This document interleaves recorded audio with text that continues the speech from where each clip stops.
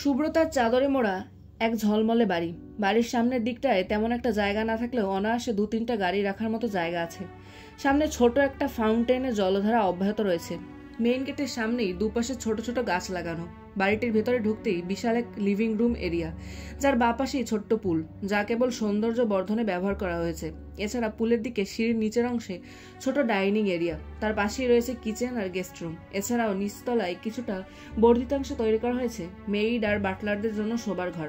দোতলায় 3টা শোবার ঘর আর তৃতীয় তলায় রয়েছে 2টো শোবার ঘর আর ছোট একটা লাইব্রেরি বা স্টাডি এরিয়া। প্রতিটি ঘরেই বড় জানালা, যা আলো বাতাস চলাচলের জন্য উপযুক্ত।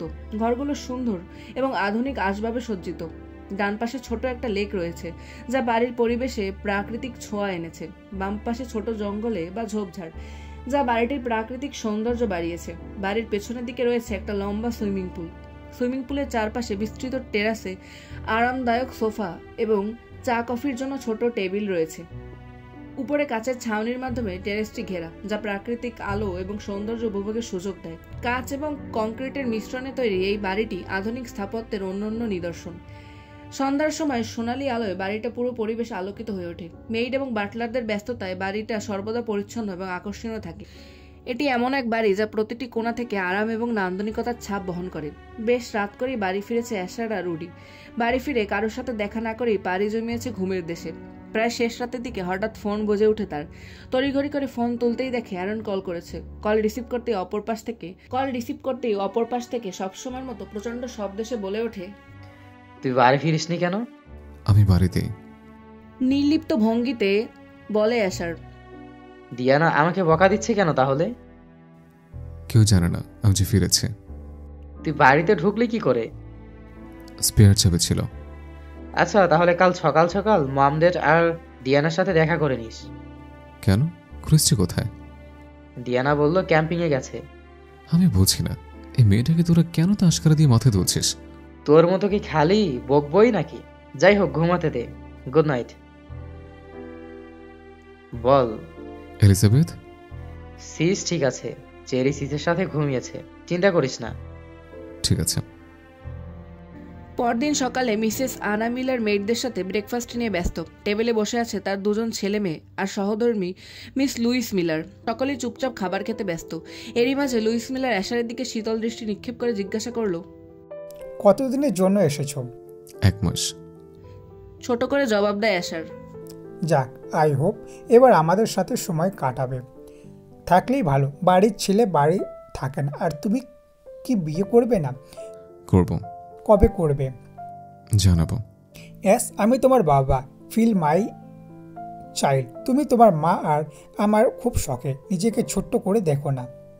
না ড্যাড, এমন কিছু না। আই প্রমিস আমি তোমাদের সাথে সময় কাটাবো।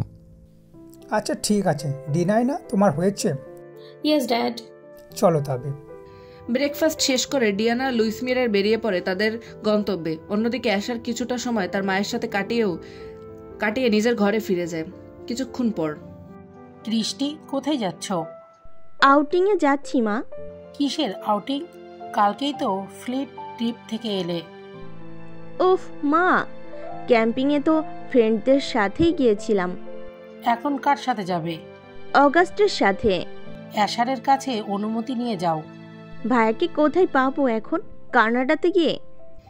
ক্রিস্টিনার কথা শেষ হওয়ার আগে অল্প বয়সী এক আগন্তুকের আগমন ঘটে লিভিং রুমে। ক্রিস্টিনা আর মিসেস মিলার দুজনেই তার দিকে তাকাতেই মুচকি হেসে সে বলে, good morning aunty. Good morning August. এসো, ব্রেকফাস্ট করবে? না আন্টি, আমি খেয়ে এসেছি। ক্রিস্টাসকে নিয়ে একটু অ্যাকুয়ারিয়ামে যেতাম। অনেকদিন ধরে এই প্ল্যান ছিল, সামুদ্রিক প্রাণীদের সাথে সময় কাটানোর। আচ্ছা বসো তাহলে, আমি কফি দিচ্ছি। ক্রিস্টের এখনো ব্রেকফাস্ট করা শেষ হয়নি। ছোট করে জবাব দেয় অগাস্ট বসতেই মিসেস মিলার আবারও ক্রিস্টিনার উদ্দেশ্যে বলে, অ্যাশারকে বলে যেখানে যাওয়ার যাবে। পরে তোমার ভাই চিল্লাফাল্লা করলে আমি সামলাতে পারবো না। আর তোমার ড্যাড বা ডিয়ানাও বাড়িতে নেই যে সামলাবে। ব্রেডে কামড় দেওয়া অবস্থাতেই মূর্তির ন্যায় স্তব্ধ হয়ে যায় ক্রিস্টিনা। কিছু সময় নিয়ে থেকে নরম কণ্ঠে প্রশ্ন করে, ভাইয়া বাড়িতে এসেছে? হ্যাঁ। ফল কাটতে কাটতে বলেন মিসেস মিলার। ক্রিস্টিনা কিছুটা অবাক হয়, পুনরায় জিজ্ঞেস করে, কখন এসেছে? রাতেই তো ফিরো। মিসেস মিলারের কথা শেষ হয় এক বিকট চিৎকার দেয় ক্রিস্টিনা। অতি দ্রুততার সাথে তার সাইডে রাখা চেয়ার থেকে ব্যাগ কাঁধে নিয়ে অগাস্টের দিকে দৌড়ে যায় সে। অগাস্টের হাত ধরে সদর দরজার দিকে দৌড়াতে থাকে সে। এদিকে অগাস্টের হাতে গরম কফি পড়ে গেছে, সেদিকে তার খেয়াল নেই। সে তার নিজের মতো করে বকবক করছে আর দৌড়াচ্ছে। আগস্ট বেব, বাড়িতে ভাইয়া চলে এসেছে, তোমাকে এবার মেরেই ফেলবে। Let's get out of here. ছাদে দাঁড়িয়ে কারোর সাথে কথা বলছিল অ্যাশার। ক্রিস্টিনাকে একটা অল্প বয়সী ছেলের হাত ধরে দৌড়ে যেতে দেখে হুঙ্কার ছেড়ে সে আদেশের সুরে বলে, স্টপ রাইট দেয়ার ক্রিস্টি। সাথে সাথেই ক্রিস্টিনার পা গুলো বরফের মতো শীতল হয়ে যায়। অ্যাশারের গলার স্বরই যেন তার গলা চেপে ধরেছে। তার এই ভাই কখনো লাভ কিংবা রিলেশনশিপকে পছন্দ করে না, তাই বরাবর অ্যারন আর ক্রিস্টিনা এই বিষয়ে অ্যাশারকে ভীষণ ভয় পায়। লিভিং রুমের বড় সোফার এক কোনায় বসে আছে ক্রিস্টিনা, তার পাশে আর এক কোনায় গুটিসুটি মারে বসে আছে অগস্ট। মনে তার ভীষণ ভয়, কেননা তাদের সামনে সূক্ষ্ম চাহনিতে চিলের ন্যায় তীক্ষ্ণতা মিশিয়ে দাঁড়িয়ে আছে এক অগ্নিমূর্তি। বেশ কিছুক্ষণ যাবৎ এই একই দৃষ্টিতে একবার অগস্ট আরেকবার ক্রিস্টিনার দিকে তাকাচ্ছে সে। মুখে কোনোরূপ টু শব্দ নেই। তাদের এই পিনপদ্ম নীরবতার মাঝে হুট করে উড়ে এসে বলল, স্যার একটু জরুরি কথা ছিল। কি কথা? চোখের নির্লিপ্ততা বজায় রেখে ছোট করে প্রত্যুত্তর করলো অ্যাশার। তার গলার স্বর, চোখের চাহনি, ঠান্ডা মেজাজ আর নির্লিপ্ত ব্যবহার দেখে উনি খুব ভালোভাবেই বুঝে গেল অ্যাশার আপাতত কথা বলার অবস্থাতে নেই। তার বাইরে যেমন তাকে শান্ত দেখাচ্ছে, তার ভেতরে ঠিক তার উল্টো, অর্থাৎ ক্রোধের শিহরণ বইছে। উডি তাও কিছুটা সাহস সঞ্চার করে বলে, স্যার কানাডা থেকে কল এসেছে। মুহূর্তেই অ্যাশারের ভাবমূর্তি পাল্টে গেল। তড়িঘড়ি করে উডির কাছ থেকে ফোন নিয়ে কল আসা নাম্বারে কল ব্যাক করতেই লুসিনা রিসিভ করলো। অ্যাশার কিছুটা চিন্তিত হয়ে জিজ্ঞাসা করলো, কি হয়েছে? তেমন কিছুই না, আসলে আমি আর অ্যানি যাচ্ছিলাম এলিজার কয়েকটা চেক আপ করাতে। তোমাদের যেটা ভালো মনে হয় করো, আমি তোমাদের বিশ্বাস করি। ঠিক আছে, এই জন্যই কল করেছিলাম। আচ্ছা, বাই দ্য ওয়ে, ও কেমন আছে? ও মানসিকভাবে একেবারেই ভেঙে গেছে। প্রতিদিন পাগলামি করে, কিছু মুহূর্ত হাসি খুশি থাকে, আবার হঠাৎ কান্নাকাটি। ও ঠিক হয়ে যাবে তো? যাবে, তবে সময় লাগবে। তুমি থাকলে আরো সুবিধা হতো। এবারের মতো বাড়ি থাকা দরকার। হ্যাঁ, আমি বুঝতে পারছি। তোমরা সবাই ভালো আছো? হ্যাঁ, ডক্টর আলবার্ট? সবাই ভালো আছে, তুমি নিজের খেয়াল রেখো। ছোট করে জবাব দেয় অ্যাশার। কথা শেষ করেই ফোন ফিরিয়ে দেয় উডির কাছে। ফোন নিয়ে প্রস্থান করে উডি। অ্যাশার ঘুরে আবারও ক্রিস্টিনা আর অগাস্টের সামনে দাঁড়িয়ে কঠিন গলায় বলে, কোথায় যাচ্ছিলা? আমি আর আগস্ট ঘুরতে যাচ্ছিলাম ভাইয়া, অ্যাকুরিয়ামে। কিছুটা থেমে উত্তর করে ক্রিস্টিনা। অপর পাশে সোফায় আয়েশ করে বসে আছে অ্যাশার। অগাস্টের দিকে তাকিয়ে প্রশ্ন করে, তোমার নাম? August Frost. ফ্রস্ট? জি। তুমি ক্রিস্টিকে কিভাবে চেনো? You are classmate, in fact deskmate. You love my sister? Absolutely. ক্রিস্টির জন্য কি করতে পারবে তুমি? I love be a better man for her. Wrong answer, Mr. Frost. You have to be the worst person for her. মানে? August সন্ধিয়ান দৃষ্টিতে তাকায় অ্যাশারের দিকে। মুচকি হেসে অ্যাশার উঠে দাঁড়ায়। তার সাথেই উঠে দাঁড়ায় অগাস্ট। অ্যাশার ধীর পায়ে হেঁটে অগাস্টের সামনে দাঁড়িয়ে তার কাঁধে হাত রেখে বলে, এখন অনেক ছোট তুমি, যখন দায়িত্ব নিতে হবে তখন আমার কথার মানে বুঝবে অগাস্ট। একটা জিনিস আমি খুশি হয়েছে, তোমার পারিবারিক শিক্ষার প্রশংসা করতে হয়। যাই হোক, সন্ধ্যার আগে বাড়ি ফিরবে, কেমন? অ্যাশারের কথা শেষ হওয়ার আগেই ক্রিস্টিনা শব্দ করে বলে, তুমি আমাদের সম্পর্ক মেনে নিয়েছো? অ্যাশারের কথা শেষ হতে না হতেই প্রচণ্ড গতিতে ক্রিস্টিনা তাকে জড়িয়ে ধরে। অ্যাশারও ক্রিস্টিনাকে জড়িয়ে নেয় নিজের সাথে। আলতোভাবে চুমু খায় ক্রিস্টিনার কপালে। অতঃপর অগাস্টের দিকে ফিরে নিজের হাত বাড়িয়ে বলে, all the best gentleman, one of my property is in your hand. অগাস্টও সারা দিয়ে কর্মর্দন করে বলে, I will take good care of her, Mr. Miller. She is my queen too. ভ্যানকুভারের এক উষ্ণ সন্ধ্যা। লিভিং রুমে সোফায় বসে বরাবরের মতো অ্যাড্রিয়ান, ব্রিয়ান, লুসিনা আর ম্যাডাম ফ্লোরা আড্ডা দিচ্ছে আর চা উপভোগ করছে। চার্লট এলিজার কাছে বসে নিজের পড়ায় মনোযোগ দিয়েছে অনেকক্ষণ হলো। অ্যারন কিছুটা মনোযোগী হয়ে টিভির স্ক্রিনে চেয়ে আছে। হঠাৎ করে এক বিকট চিৎকারে সকলেই ভয় পেয়ে যায়, এমনকি দোতলায় থাকা এলিজা আর চার্লটও। চার্লট তড়িঘড়ি করে নিজের বই একপাশে রেখে উঠে দাঁড়ায়। এলিজার হাতে হাত রেখে বলে, তুমি রেস্ট করো, আমি দেখছি কি হয়েছে, চিন্তা করার দরকার নেই। এলিজা চোখের ইশারায় হ্যাঁ সূচক উত্তর দিলে দ্রুত পায়ে ঘর থেকে বের হয় চার্লট। ইতিমধ্যেই অ্যারনের চারিপাশে জড়ো হয়েছে সকলে, কেননা চিৎকারটা অ্যারনই করেছে। চার্লট গিয়ে দেখলো সকলে হতবিহ্বল হয়ে টিভির স্ক্রিনে চেয়ে আছে। কিছুটা চিন্তিত হয়ে সে প্রশ্ন করলো, লুসিনা তার দিকে ফিরে বলে, লস এঞ্জেলসে লাশ ভেসে উঠেছে একটা লেকের পাশে। পোশাক আর সাথে থাকা কাগজপত্র দেখে ডিটেক্ট করা হয়েছে এটা ইভানের বাবা রিচার্ড লিয়ামের লাশ। কি? চার্লটের কথার পরিপ্রেক্ষিতে অ্যারন ম্যাডাম ফ্লোরার উদ্দেশ্যে বলল, ম্যাডাম ফ্লোরা, আপনি কি সিসের জন্য একটু চিকেন স্টু রান্না করবেন প্লিজ? মাথা নাড়িয়ে ম্যাডাম ফ্লোরা কিচেনের দিকে হাঁটা দিলে অ্যারন চার্লটের উদ্দেশ্যে ছোট করে জবাব দেয়, হ্যাঁ। চার্লট কিছুটা ভয় পেয়ে অ্যারনের দিকে চেয়ে কম্পিত কণ্ঠে বলল, অ্যাশ মারেনি তো? অ্যাড্রিয়ান কিছুটা উদ্বেগ সহিত বলে, আমার মনে হয় না এটা রিচার্ড। কেন? আমার ইন্টেনশন বলছে এটা প্রি প্ল্যান্ড। মানে কি বলতে চাচ্ছ হ্যারি? ঠিক করে বলো না। মানে হলো হয়তো এওসার আর নয়তো কোনো থার্ড পার্টি কিংবা রিচার্ড বা ইভান নিজেই এই কাজ করিয়েছে। কিন্তু কেন? যদি এওসার করে থাকে তবে সে খুব বড় ব্ল্যান্ডার করে ফেলেছে। প্রতিশোধের নেশায় অন্ধ হয়ে গিয়েছে ও, আর ওদের শত্রুর তো অভাব নেই। সো থার্ড পার্টিও হতে পারে। আর ইভান বা রিচার্ড করে থাকলে এওসারকে ফাঁসানোর জন্য করতে পারে।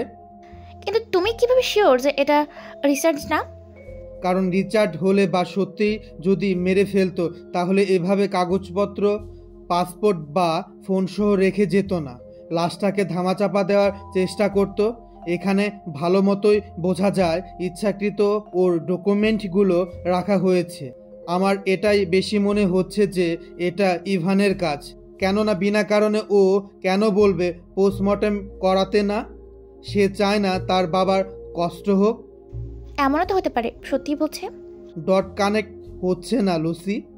আমি বুঝতে পারছি না কি খেলা চলছে। তুমি ক্রিমিনাল থিওরি কিভাবে এত ভালো বুঝো? সত্যি করে বলো আডিয়ান, এই পর্যন্ত কয়টা খুন করেছে বলো?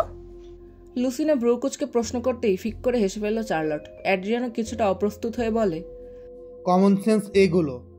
অ্যারন বসা থেকে উঠে দাঁড়ায়, ছোট ছোট কদম ফেলে নিরুত্তর নিজের রুমে পা বাড়ায়। চার্লট ও লুসিনার কাছে থেকে বিদায় নিয়ে অ্যারনের পিছু পিছু রুমে যায়। রুমে ঢুকেই দেখে অ্যারন কাকে যেন কল করছে। চার্লট পাশে গিয়ে বসতেই অ্যারন বলে ওঠে, খুনটা যদি অ্যাশ করে থাকে তাহলে বিরাট বড় ব্লান্ডার হয়ে যাবে চেরি। দেখো রন, আমার মনে হয় না এটা অ্যাশের কাজ। He is so determined person. হুটহাট সিদ্ধান্ত নিতে দেখিনি এই পর্যন্ত। তুমি শান্ত হও, আমি এলিজার কাছে যাচ্ছি। আচ্ছা যাও। এইদিকে রাতে নিজের ঘরে খাটের উপর গড়াগড়ি খাচ্ছে ক্রিস্টিনা। অ্যাশার তাকে আর অগাস্টকে এত সহজে মেনে নেবে তা ছিল তার ভাবনার অতীত। অগাস্টের সাথে আজ সারাদিন সে ঘুরেছে। কিছুটা ক্লান্তি নিয়ে বিছানায় গা এলে দিয়েছে সে। হঠাৎ তার ফোনে আননোন নাম্বার থেকে কল আসলে কপাল কুঁচকে তাকায় সে। প্রথম রিংয়ে কল রিসিভ করার স্বভাব তার না থাকায় অপেক্ষা করে কল কেটে যাওয়ার। কল কেটে গেলে কল লাগে গিয়ে চেক দিতেই দেখে গতকাল বিকালে একবার এই নাম্বার থেকে মিসড কল আর একবার ইনকামিং কল দেখাচ্ছে। আর তা দেখে তার বুঝতে বাকি রইল না নাম্বারটা আসলে ইভানের। তবে এত রাতে হঠাৎ কল করায় কিছুটা ভরকায় ক্রিস্টিনা। একে তো অনেক রাত, তার উপর ইভান একজন সুপারস্টার। হাজারো প্রশ্ন তার মনে জমাট বাঁধলেও সে ঠিক করে এত রাতে সে ইভানের কল রিসিভ করবে না। ফোন সাইলেন্ট করে স্পেয়ার টেবিলে ফোন রেখে ঘুমাতে যায় সে। অপরদিকে ক্রিস্টিনা কল রিসিভ না করায় বিরক্তি ফুটে উঠছে ইভানের চোখে মুখে। আজকাল কোনো কিছুই তার মন মতো হচ্ছে না। বারের কাউন্টারে বসে এখন পর্যন্ত কয়েকবার ড্রিঙ্ক করে ফেলেছে, তবে হাই টলারেন্স থাকায় এখনও নেশা হয়নি তার। আরও একটা ড্রিঙ্ক অর্ডার করতেই পাশ থেকে এক নারী কণ্ঠ শুনে সেই দিকে তাকায় ইভান। ইভান তাকালে মেয়েটি বলে ওঠে, Want to make your lonely night special? Get lost, bitch, or I will kill you.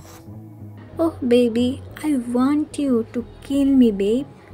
মেয়েটির কথার ধাঁচ আর গায়ে পড়া স্বভাব দেখে ইভান বুঝে নিল সে কি চায়। তবে সে ইভানের ধাঁচের নয়। ইভান আজ পর্যন্ত গায়ে পড়া মেয়েকে নিজের এক রাতের সঙ্গী বানায়নি। তার সর্বদাই পছন্দ কাউকে নিজের প্রেমের জালে ফেলে নিজের স্বার্থ হাসিল করা, তারপর আবর্জনা নেয় ছুঁড়ে ফেলে দেওয়া।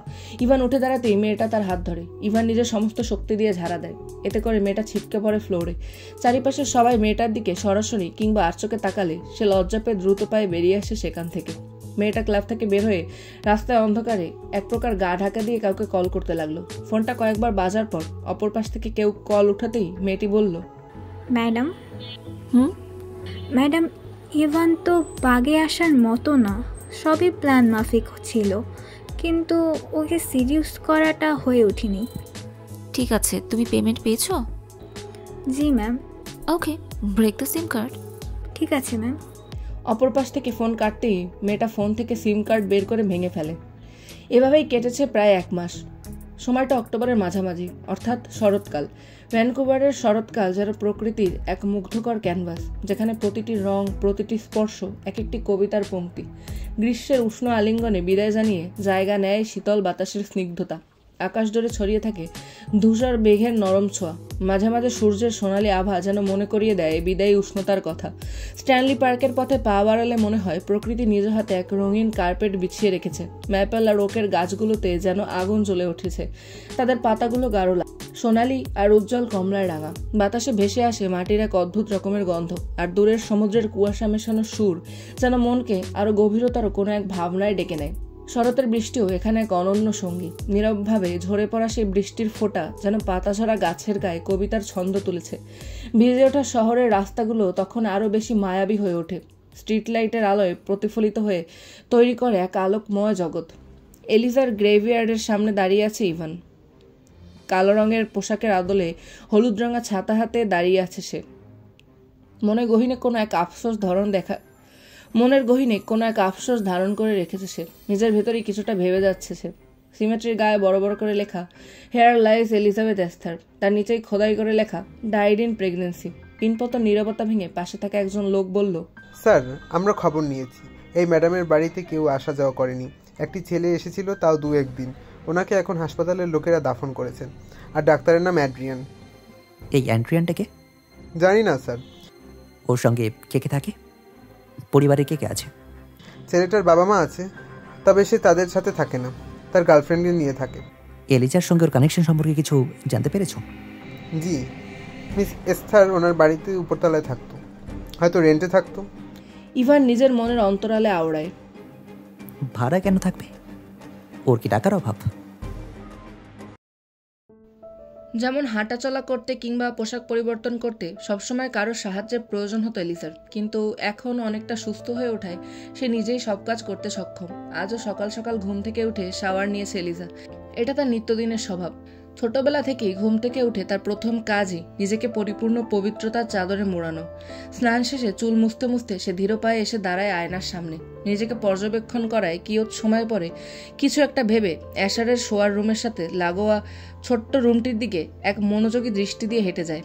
তার এখনো মনে আছে 1 মাস আগে যখন রাতে একা ঘুমোতে তার কষ্ট হতো, তখন অ্যাশার তাকে সন্তর্পণে নিজের বাহুডোরে টেনে নিত আর সে পাড়ি জমাতো ঘুমের দেশে। তবে মাঝরাতে যখন ঘুম ভাঙত তখন অ্যাশারকে তার পাশে পেত না। তবে এতটুকু বুঝতো যে ছেলেটা তাকে ঘুম পাড়িয়ে ওই ছোট্ট রুমটাতে ঘুমাতে গেছে। এলিজা ভাবনার আদলই কিছুটা মুচকি হাসে, নিজেই নিজের কাছে আওড়ায়, কতদিন? 20 নাকি 21? প্রায় 1 মাস তোমাকে দেখি না। কোথায় তুমি? দীর্ঘশ্বাস ফেলে সে। ভ্যানকুভার কানাডার একটি প্রাণবন্ত শহর, যেখানে প্রাকৃতিক সৌন্দর্য এবং নগর জীবন একসঙ্গে মিশে গেছে। এলিজা জানালার পাশে বসে বাইরের দৃশ্য দেখতে দেখতে মুগ্ধ। তার চোখ আটকে গেছে দূরের ট্রেনগুলোর উপর, যা হারবারের মতো কর্মব্যস্ততার আভাস দিচ্ছে। অ্যারন তার পাশে বসে সেই দৃশ্য দেখে চোখ সরিয়ে ভেতরের অস্থিরতায় ডুবে আছে। ওদের উদ্দেশ্য ছিল কয়েকটা ড্রেস কেনা, কিন্তু এলিজার আবদারে এই জলপথে নামতে বাধ্য হয়েছে সে। তার চোখের কোনায় শঙ্কার ছায়া। ইভানের লোক যদি একবার ওকে দেখে ফেলে তবে ঝামেলা অবশ্যম্ভাবী।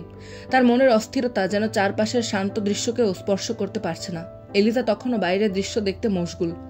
ওয়াটার বাসটি ধীরে ধীরে শহরের সিম্পলিস্টিক অথচ মুগ্ধকর সৌন্দর্যের মাঝ দিয়ে ভেসে চলেছিল।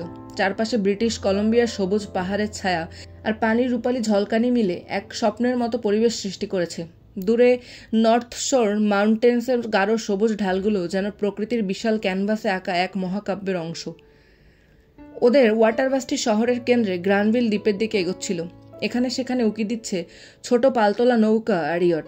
পাশের মেরিনা জেটিগুলোতে নোঙ্গর করা রঙিন নৌকাগুলো যেন জলের উপরে ভাসমান বাড়িঘরের মতো। হালকা বাতাসে তাপমাত্রা সহনীয়, তবে রোদের উত্তাপ স্পষ্ট। ওয়াটারফ্রন্টে হেঁটে যাওয়া পর্যটকদের কোলাহল হালকা শোরগোল তুলছে। পাশে গাছপালায় ঢাকা রাস্তা, যেখানে মাঝে মাঝে কাঠের বেঞ্চে বসে স্থানীয় বাসিন্দারা তাদের কফির কাপে চুমুক দিচ্ছে। বাতাসে লবণের মতো সোঁদা গন্ধ, যা প্রশান্ত মহাসাগরের কাছাকাছি থাকার অনুভূতি জাগায়। নদী এবং সমুদ্রের মিলিত স্থানে ভেসে আসা সেই মৃদু শীতলতার স্পর্শ যেন মনের গভীরে প্রভাব ফেলে। কাছেই ছোট বাজারের দিক থেকে ভেসে আসছে ফল, ফুল আর বেকারির পণ্যের মিষ্টি গন্ধ। ওয়াটার বাস থেকে নেমে দুজনে হাঁটা দিয়েছে। হঠাৎ রাস্তার পাশের এক দোকানে রং বেরঙের স্কার্ফ দেখে অ্যারন সেদিকে এগিয়ে গেল। কিছুক্ষণের মধ্যেই হাতে একটি উজ্জ্বল সবুজ স্কার্ফ নিয়ে ফেরত এলো। এলিজার পরিহিত সাদা ফ্রকের সাথে মানানসই স্কার্ফটা এলিজার দিকে বাড়িয়ে দিয়ে মুচকি হেসে বলল, যা গরম পড়েছে, এই সময়ে এত গরম পড়বে জানলে দুপুরবেলা বের হতাম না। তেমন একটা গরম লাগছে না, আর একটু আগেও তো হালকা বৃষ্টি হলো। রোদের তাপ বেশি সিস, তোমার মুখে টান পড়ে যাবে। আর তোমার কাটা দাগগুলো পুরোপুরি শুকায়নি, স্কিনে সমস্যা হতে পারে। স্কার্ফটা পেঁচিয়ে নাও। এলিজা আশ্চর্যে তার দিকে তাকিয়ে হাসলো। স্কার্ফটা হাতে নিয়ে বলল, সত্যিটা বললেই পারতে। মানে? ধরা পড়ে যাওয়াতে সন্ধিয়ান হাসি ফুটলো অ্যারনের মুখে। ভয় পাচ্ছ আমাকে নিয়ে? অ্যারন সামান্য সময় নিল উত্তর দিতে, তারপর শান্ত স্বরে বলল, খানিকটা। এলিজা তার কাঁধে হাত রাখলো। সে গভীর নির্ভীক দৃষ্টিতে তাকিয়ে বলল, অনেক ঘুরেছি, চলো ফেরত যাই। অ্যারন একটা দীর্ঘশ্বাস ফেলল, তারপর মাথা ঝুঁকিয়ে বলল, আচ্ছা। আবারও ফেরার পথে হাঁটা দিল। ওয়াটার বাস ধীরে ধীরে ঘাটের বিপরীতে মোড় নিচ্ছিল। জলপথের স্বচ্ছতা তাদের মধ্যে ভাসমান একটা নীরবতা তৈরি করলো। এলিজা স্কার্ফটা গলায় পেঁচাতে পেঁচাতে বাইরের দিকে তাকিয়ে রইল। অ্যারনের ভেতরের ঝড় কিছুক্ষণের জন্য থেমে গেল, তবে ইভানের ছায়া যেন কোথাও থেকে তাদের পিছু ছাড়ছিল না। সন্ধ্যার আলো তখন ধীরে ধীরে ম্লান হয়ে আসছিল। আকাশে তখন নরম সোনালি আভা। ছাদের ছাউনির নিচে বসে অ্যারন, অ্যাড্রিয়ান, লুসিনা, চার্লট আর এলিজা চা নিয়ে গল্পে মেতেছিল।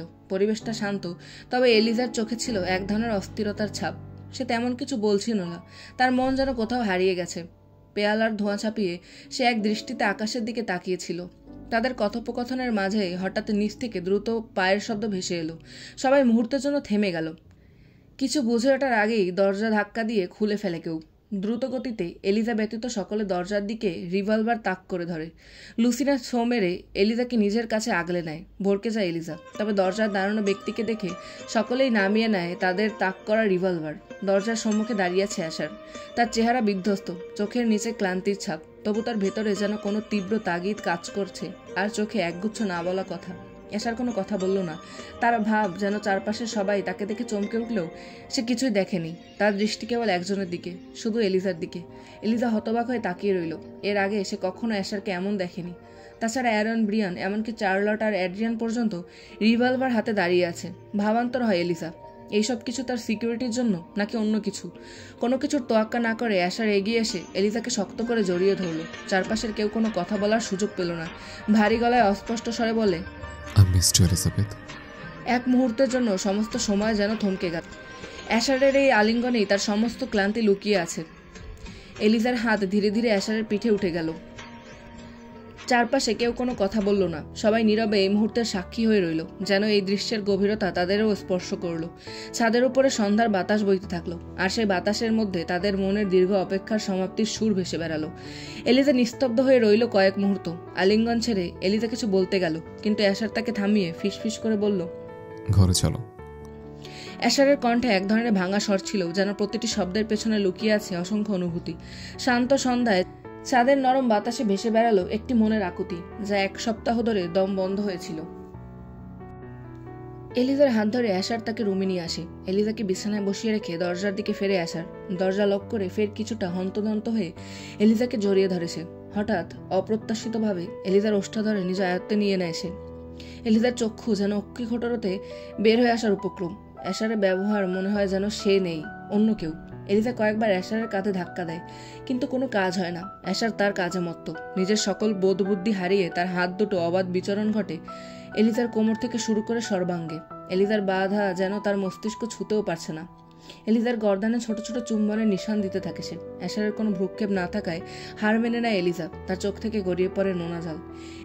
এলিজার অশ্রু যেই মুহূর্তে অ্যাশারের কান স্পর্শ করে, ঠিক সেই মুহূর্তে হুঁশ ফেরে তার। হকচকিয়ে ওঠে এলিজার উপর থেকে। আলতোভাবে এলিজার গ্রীবা স্পর্শ করে সন্ধিয়ান প্রশ্ন করে, তুমি কাঁদছো এলিজাবেথ? ক্রন্দনরত গলায় সে বলে, তুমি আমাকে জোর করতে পারো না Asher. No means no. I am sorry. It was beyond my expectation Ash. I am really sorry. আমার মাথা ঠিক ছিল না, trust me. I was frustrated. Los অ্যাঞ্জেলেসে আমার গলা চেপে ধরেছিল। তুমি? অ্যাশারের কথা শেষ হওয়ার আগে এলিজা বলে ওঠে, ফ্রাস্ট্রেটেড? এলিজা, আমি ইভানের সাথে দেখা করতে গিয়েছিলাম। কেন? বিজনেস মিটিং, কিন্তু আমাকে প্রতিটা মুহূর্তে তোমার আর ওর। কথা শেষ করে না অ্যাশার, গলা জ্বলিয়ে আসে তার মনে জেঁকে বসেছে আবারও এলিজাকে হারিয়ে ফেলার ভয়। দুজনেই একদম নীরব হয়ে যায়। তবে নীরবতা ভেঙে অ্যাশার আবারও বলে ওঠে, লেটস রিভেঞ্জ টুগেদার। মানে? ইভানকে আমি মেরে ফেলতে চাই Elizabeth, will you help me? ও তোমাকে নিয়ে ঠিক কি বলে, হ্যাঁ তুমি জানো? জানতে চাই না, যা ইচ্ছা বলুক। I don't give a shit, he is fucking jerk. আমি মেনে নিতে পারবো না এলিজা। এলিজা কাট গলায় জবাব দেয়, আমি ওকে মারতে চাই না। এত কিছুর পরেও? অ্যাশ, ওকে আমি মারতে চাই না। তিলে তিলে কষ্ট দিতে চাই, ধ্বংস করে দিতে চাই, কিন্তু মারতে না। কেন? কারণ অনেক আছে, তবে এর মধ্যে সবচেয়ে বড় কারণ হলো ও নিজেই কারোর খেলার গুটি অ্যাশার। ওকে সর্বশান্ত করাই আমার মূল লক্ষ্য, কিন্তু মেরে ফেলা আমার পক্ষে সম্ভব না।